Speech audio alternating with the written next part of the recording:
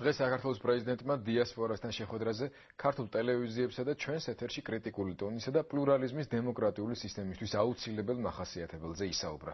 ამდენად ჩვენი წინა სიუჟეტი საბიუჯეტო თანხების ხარჯვაზე სამოქალაქო კონტროლის ერთ-ერთ გამოხატულებად შეგიძლია ჩაგვითვალოთ. სახელმწიფო სახსრებთან ერთად გადავწყვიტეთ ისიც გამოგვეკვლიათ თუ რაზე იხარჯება ფული უშუალოდ ჩვენ ჯიბიდან. საქართველოს მოსახლეობის უდიდეს ნაწილს მხოლოდ იმის საშუალება აქვს, რომ პროდუქტი შეიძინოს. უმრავლესობა ცდილობს ფული რაც შეიძლება ეკონომიურად დახარჯოს და ძირითადად იაფასიან პროდუქციას ეტანება. ეს კი საბოლოო ჯამში მომხმარებლის ჯანმრთელობაზე აისახება. გასულ კვირას ფინანსთა სამინისტროს შემოსავლების სამსახურის საგამოძიებო დეპარტამენტის თბილისის სამმართველომ ლიმონათის ერთ-ერთი პარტია დააკავა. აღმოჩნდა, რომ ბავშვების საყვარელი სასმელი შხამით არის დამტკბარი. ლიმონათი ისეთ ნივთიერებას შეიცავდა, რომელიც ჯანმრთელობისთვის ძალიან საშიშია. ამდაგვარი ფაქტი ჩვენს ქვეყანაში ალბათ კიდევ უფრო ხშირად გამოვლინდებოდა მაკონტროლებელ სამსახურს მეტი უფლებები რომ ჰქონდეს. თუმცა კორუფციის შიშით საკანონმდებლო ხელისუფლება მათ გასახანს არ აძლევს. ამ პრობლემისა და ლიმონ შხამის შემადგენლობას ნათია მიქიაშვილი იკვლევდა.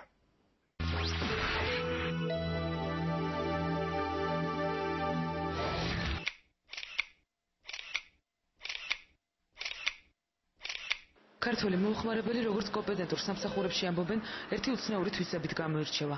ბევრმა ჩვენგანმა იცის, რომ ძეხში, რომლის საბაზრო ღირებულება 2-დან 3 ლარამდე მერყეობს, ხორცი ვერანაირი ბიზნეს პრინციპით ვერ მოხდება. ვერც 20 თეთრიანი ლიმონათი იქნება შაქრით დამტკბარი და არც ლარიანი მაიონეზია ორგანიზმისთვის მაინც და მაინც სასარგებლო, თუმცა დაბალი სოციალური ფენის წარმომადგენლები ნამდვილი ძეხვის გემოს გახსენებას არომატიზირებული გადამუშავებული მუყაოს საშუალებით ახერხებენ. დუხჭირ ოჯახებში მცხოვრები ბავშვები კი პირს ქიმიური ნაერთებით იტკბარუნებენ.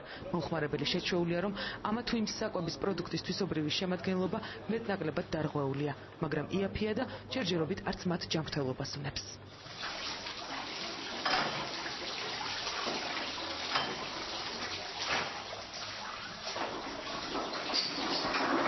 ფინანსთა სამინისტროს შემოსავლების სამსახურის საგამოძიებო დეპარტამენტის თბილისის სამმართველომ რამდენიმე დღის წინ ლიმონათის ერთ-ერთი პარტია დააკავა. პროდუქცია ყველა ზემოთ ჩამოთვლილ პირობას აკმაყოფილებდა და იმავდროს საშიში იყო ადამიანის სიცოცხლისთვის. როგორც საგამოძიებო დეპარტამენტში განაცხადეს, საქმე მოზარდებში ცნობილ ბრენდს ტატიშვილის ლიმონადს ეხებოდა. მეორადი მოხმარების პლასმასისა და მინის ბოთლებში ანტისანიტარიულ პირობებში ჩამოსხმული ლიმონათის შემადგენლობაში ობის სოკო და საფუარი აღმოჩნდა. მათი გადაჭარბებული რაოდენობა საფრთხეს უქმნის ადამიანის ჯანმრთელობას და მით უმეტეს ბავშვებს. დადგენილია, რომ აღნიშნულ პროდუქციაში ამ პარამეტრის ნორმა უნდა იყოს 15. არ უნდა აღემატებოდეს 15, არა უმეტეს. ამ შემთხვევაში იყო 45, იყო 140, 160, 195.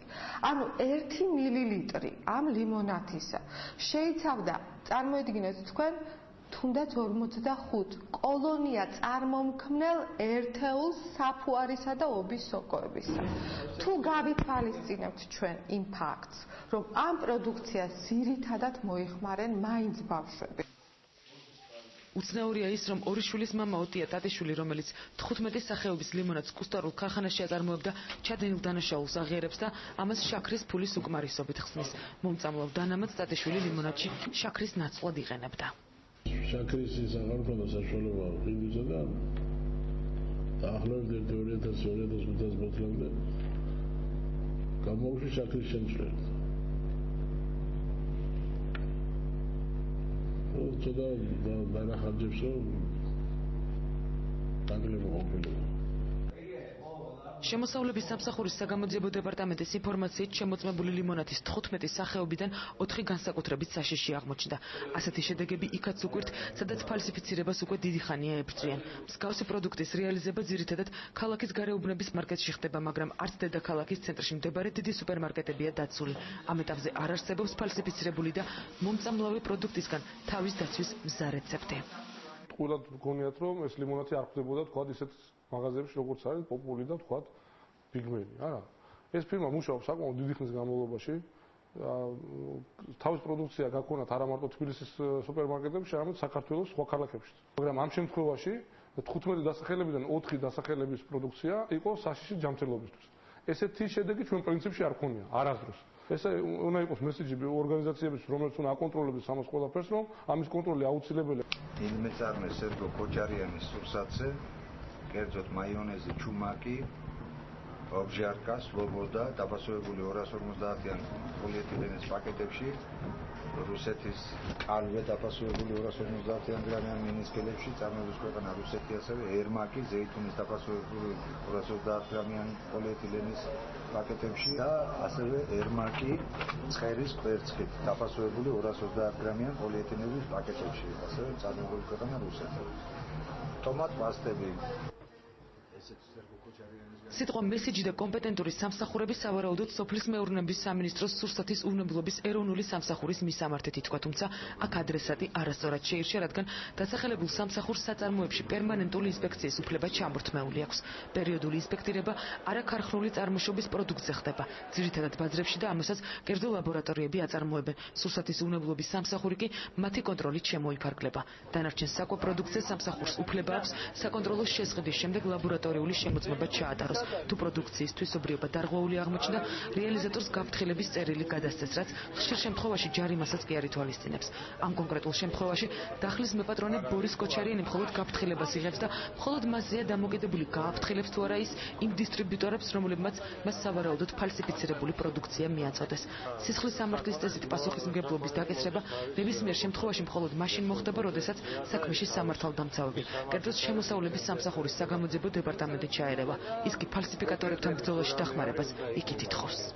თქვენთან არა აღშეთქვას თქვენ უბრალოდ შენახვის პირობებია მთავარი ჩვენთან დაცულია და დანარჩენი ჩვენ თონა იქნება ფაქტორების გადაიჭრა მეკო შესაძლებლობის სერტიფიკატი განსაკუთრებით გათმული ფირმებია სულ ყველა საქართველოს ფირმებია ვინ შემოგდანა არავინ ერთო პირი არ არის. ამ ეტაპზე სამსახურს შეჩერებული აქვს სურსათის უვნებლობის სახელმწიფო კონტროლი, კერძოდ ინსპექტირება, ესე იგი ჩვენ არ გვაქვს საწარმოში შესვლის უფლება და არ გვაქვს ინსპექტირების განხორციელების უფლება. ორგანიზაცია, რომელიც აკვების პროდუქტს აწარმოებს, ყველა შემთხვევაში უნდა იყოს გარკვეული კონტროლის ქვეშ. ეს ჩემი მოსაზრებაა.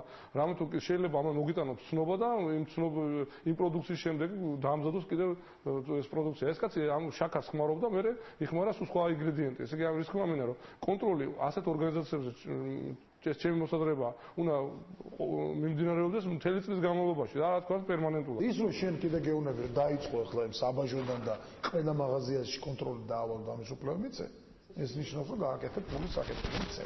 ვის უნდა დაავალო რომ შენ არ გამოვა ეს რომ ამ მოსალთხოვების სამსახურმა ადგეს და მთელი მაღაზიები ამოწმოს. ეს იქნება ფულის კეთება. სურსათის უვნებლობის სამსახურისთვის ამ ეტაპზე უფლება მოვალეობების გაფართოებას პარლამენტში ეწინააღმდეგებიან. ამას იმით ხსნიან, რომ ახლა დაარსებული სამსახური შეიძლება კორუფციის ბუდედ იქცეს, თუ მას საწარმოებში ინსპექციის ჩატარების უფლება ექნება. მასშტაბებს მანამდე არ გავზრდით, ვიდრე სამსახურის თანამშრომლებზე კონტროლის მკაცრ მექანიზმებს არ შევიმუშავებთ, აცხადებს ჯანდაცვის კომიტეტის სახელით გიგი წერეთელი. ჯერჯერობით არსებობს გარკვეული მოსაზრება მთავრობაში, იმის თაობაზე, რომ ეს სამსახური ახლა იწყებს ასე ვთქვათ, ფეხის ადგმას და ის არ არის იმდენად ეფექტური, რომ მას დღეს დაევალოს ყველაფრის კონტროლი. ეს აუცილებლად მოიტანს საკმაოდ რთულ შედეგებს, მაგრამ მე შორს ვარ იმ აზრისგან, რომ ჩვენ თუ შევქმნით სამსახური, მას არაფერი არ ვაკეთებინოთ. ალბათ ამ პერიოდში ნელ-ნელა უნდა მოხდეს ამ სამსახურის გაძლიერება, მისი პროფესიული, ასე ვთქვათ, პროფესიონალიზმის ამაღლება და საბოლოოდ შედეგად მე ვიღოთ ეფექტური სამსახური და არა სამსახური, რომელიც იქნება ქაღალდზე და რაღაცით დაემსგავსება, თქვა, წინა პერიოდში არსებულ სხვადასხვა ჯურის სამსახურებს. საპარლამენტო უმრავლესობის ინიციატივით სურსათის უვნებლობის სამსახურისთვის უფლებამოსილების გაზრდის თაობაზე კანონპროექტის შემუშავება შესაძლებელია 2010 წლამდე გადაიდოს. ვიდრე ხელისუფლება ამორჩევლის საკვები პროდუქტების ვარგისიანობით დაინტერესდება, მოხმარებელს ძირითადად საკუთარი ინტუიციითა და ჯიბის მიხედვით მოუწევს საკვების ამორჩევა. ტელეკამერების მიღმა კომპეტენტური ადამიანები გვირჩევენ ნუ მიირთმევთ 2 ლარიან ძეხს, 20 თეთრიან ლიმონადს და ლარიან მაიონეზს. ძვირადღირებულ პროდუქტებში დარღვევები გამორიცხული არ არის, თუმცა ფასის ზრდასთან ერთად რისკის მცირდება.